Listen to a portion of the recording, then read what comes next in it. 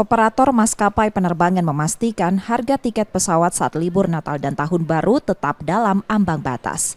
Saat ini terjadi kenaikan 20 hingga 30%. Komite Operator Maskapai Bandara Sultan Mahmud Badarudin II Palembang menerangkan, kenaikan harga tiket menyesuaikan permintaan saat masa libur Nataru. Namun, kenaikan tak melebihi tarif batas atas yang diatur Kementerian Perhubungan. Meski harga tiket naik, tingkat keterisian kursi masih tinggi sekitar 95 hingga 98%. Bahkan pada puncak arus liburan, keterisian mencapai 100%. Kegiatan ini tentunya disesuaikan dengan demand and supply. Nah, saat ini memang demand-nya lagi tinggi sehingga kami tetap komitmen kalau demand tinggi otomatis harga akan naik mengikuti, tapi tidak melebihi tarif batas atas. Itu yang terjadi. Jadi jangan khawatir, untuk TBA kami tetap ada aturan mainnya yang dikeluarkan dari Kementerian Perhubungan, dan itu kita laksanakan sesuai dengan prosedur yang ada.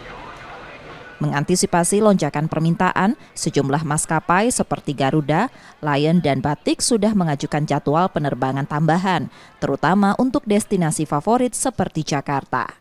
Emriski Nurmizan, Kompas TV, Palembang, Sumatera Selatan.